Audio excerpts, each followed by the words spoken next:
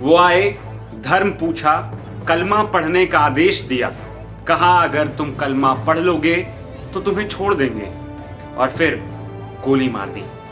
जम्मू कश्मीर के पहलगाम में मंगलवार को दहशतगर्दों ने जिस नापाक हरकत को अंजाम दिया, उससे आज पूरा देश सदमे में है। साथ ही लोगों में बदला लेने का गुस्सा भी है। कहा जा रहा है कि आतंकी खासकर पुरुषों को निशाना बना रहे थे, लेकिन इस हमले में असम के एक प्रोफेसर बाल बाल बच गए। उन्होंने अपने जिंदा बच जाने की जो कहानी सुनाई, वो वाकई में आपको भी चौंका देगी। प्रोफेसर देवाशीष भट्टाचार्य असम यूनिवर्सिटी में बंगाली पढ़ाते हैं। वो भी मिनी स्विट्जरलैंड में परिवार संग छुट्टियां मनाने गए थे। अचानक से गोलियों की तड़तड़ाहट ने उन्हें डरा दिया। प्रोफेसर भट्टाचार्य बताते हैं कि वो अपने परिवार के साथ एक पेड़ के नीचे सो रहे थे। तभी उन्होंने आसपास के लोगों को कलमा पढ़ते हुए सुना। उन्होंने कहा कि इस पर मैं भी बिना सोचे कलमा पढ़ने लगा। उन्होंने आगे बताया कि तभी एक आतंकी आया जो कि फौजी कपड़े पहने हुए था। उसकी तरफ आते ही आतंकी ने उनके बगल में लेटे हुए एक आदमी को गोली मार दी। फिर आतंकी ने भट्टाचार्य की तरफ देखा और पूछा कि क्या कर रहे हो। इस पर भट्टाचार्य ने बताया कि उन्होंने और जोर से कलमा पढ़ना शुरू कर दिया। उन्हें नहीं पता था कि मैंने ऐसा क्यों किया, लेकिन इसी वजह से वो मुड़ गया और वहां से चला गया। प्रोफेसर ने मौके का फायदा उठाया और अपनी पत्नी और बेटे के साथ वहां से भाग निकले।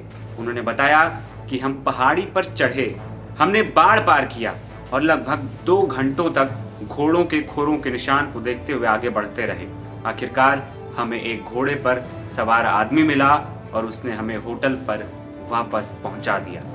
प्रोफेसर भट्टाचार्य ने कहा कि मुझे अभी भी ये विश्वास नहीं हो रहा है कि मैं जिंदा हूं। प्रोफेसर अभी श्रीनगर में हैं और जल्द से जल्द घर वापस जाना चाहते हैं। इस हमले में कर्नाटक, महाराष्ट्र, हरियाणा और उत्तर प्रदेश के पर्यटक भी मारे गए हैं। सरकार ने मृतकों के परिवारों को मुआवजा देने का भी ऐलान किया है।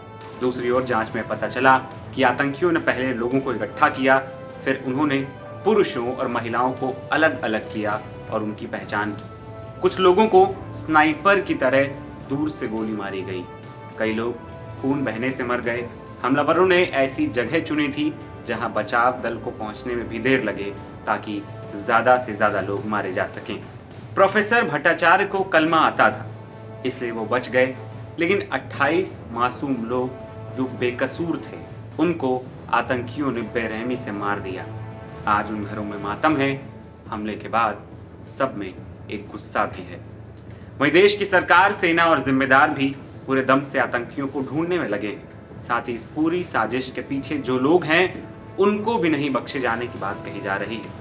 देश के गृह मंत्री अमित शाह लगातार ग्राउंड पर मौजूद हैं और पल पल की अपडेट ले रहे हैं। तो वहीं रक्षा मंत्री राजनाथ सिंह की तरफ से भी आतंकियों को सीधी चेतावनी दे दी गई है कि हम आपको छोड़ेंगे नहीं। हमले के बाद सुरक्षा बलों ने आतंकियों को पकड़ने के लिए तलाशी अभियान भी जोर पर कर दिया है।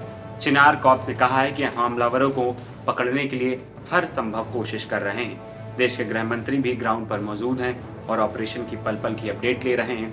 सरकार ने लोगों से अपील की है कि वे शांति बनाए रखें और अफवाहों पर ध्यान ना दें। ये मुश्किल समय है, लेकिन हमें हिम्मत से काम लेना होगा। हमें मिलकर आतंकवाद को हराना होगा और शांति स्थापित करनी होगी। फिलहाल इस खबर में इतना ही। ऐसी तमाम खबरों के लिए और पहलगांव से जुड़ी तमाम अपडेट्स के लिए आप बने रहिए एनबीटी ऑनलाइन के साथ। नमस्कार।